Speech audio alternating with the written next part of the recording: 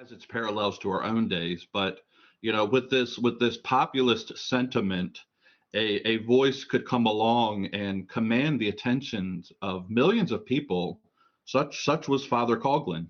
As a young man, he toyed with going into law or sociology, but eventually decided on the priesthood, and he entered St. Basil's Seminary in Toronto in 1911 and joined a group called the Basilians, who emphasized medieval studies, in particular, an emphasis on medieval notions of banking and money.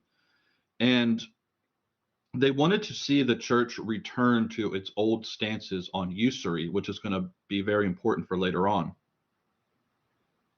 This strict condemnation of usury was integral to his later stances and eventually to his popularity.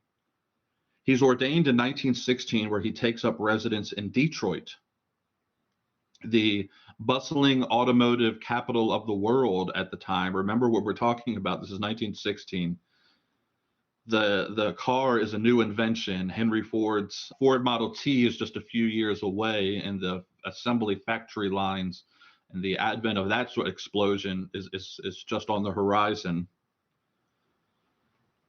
In Detroit, with Bishop Gallagher's approval, he set about founding the National Shrine of the Little Flower, a very unique Art Deco style architecture. You kind of have to see it to believe it. I showed it to my wife. She wasn't impressed. I kind of like Art Deco. It didn't last very long. And it was there that interestingly, he ran into the ire of the KKK. In the 1930s, he says, quoting Father Couglin here, he says, "Fiery crosses flashed their crimson light upon a peaceful starlit night. It occurred to me that surely no Christian would dare to use the emblem of love and sacrifice and charity to express hatred. Surely there must be some mistake. The whole ghastly affair, the red battalion of fiery crosses which blazed from the Gulf of the Great Lakes and from the Golden Gate to the Statue of Liberty, must have been lighted not by the torch of faith, but rather by a brand snatched from the hell of ignorance. Then, out of a clear sky, it was born the idea of the Radio League of the Little Flower. Let the radio pulpit, with its charity and tolerance, be the logical answer to the prejudice and bigotry of those who have been misinformed."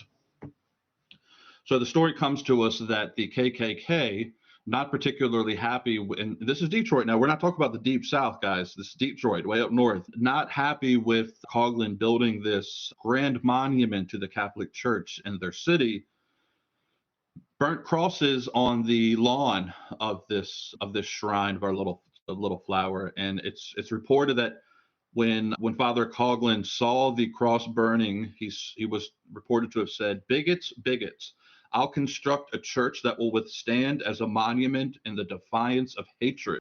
Only 2 weeks after its construction was complete, the KKK did try to burn it down, and the defiant priest showed his first taste of standing against the American machine, a machine that would eventually bring him down. But here in these early years, by 1928, he began speaking more openly about politics when he spoke against a socialist candidate running for president.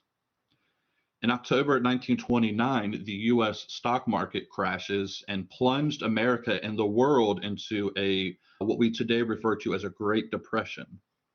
Now, you can't remove the events of a time from their contexts. The 1929 crash had worldwide significance. It helped to boost a floundering anti-Jewish German nationalist party into the spotlight over in Germany. And all over America, I mean, you have the Dust Bowl taking place at this time when the soil literally dried up and the dust storms swept across the Midwest. If you want to see something haunting and apocalyptic, go look at images of the Dust Bowl from this time.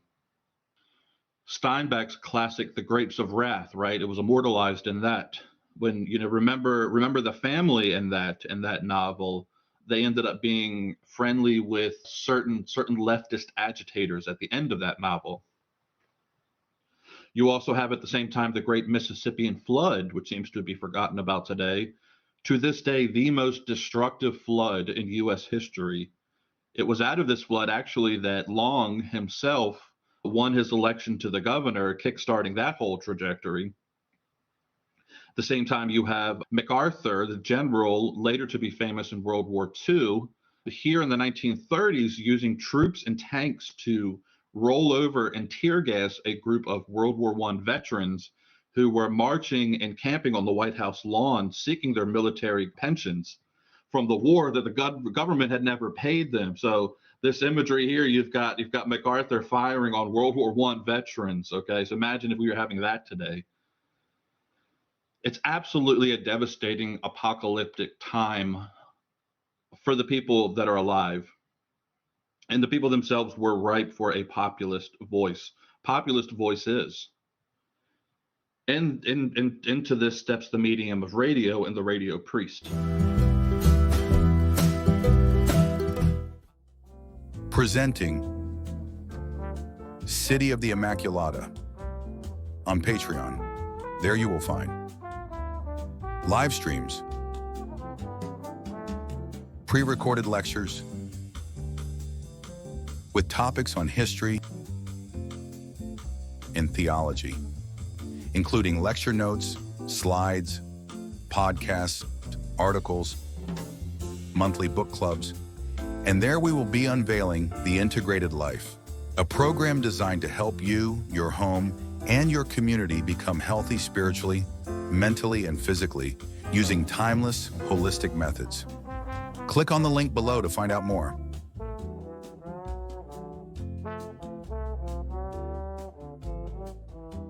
As the bread and soup lines began to increase and grow longer and longer, Father Couglin began to grow more political in his rhetoric. He denounced worldwide banking and Bolshevism. This was a unique thing about him where he would attack it from both ends. Banking interests and communist interests as well. He also went hard against the U.S. government's failures to address the growing depression, one that he would be intimately familiar with, as at times when he hit certain chords, he would receive up to 1.2 million letters from admirers and people down and out on their luck. He came to the attention and to the ire of Herbert Hoover, President Herbert Hoover, and the two had a bit of a public spat where we believe that Hoover actually tried to have his show suppressed unsuccessfully. And it's believed by historians that his sermons are partly responsible for ending the Hoover administration and bringing about the rise of the FDR administration. Now, the relationship between Father Couglin and FDR is a complex and storied one. It starts from what seems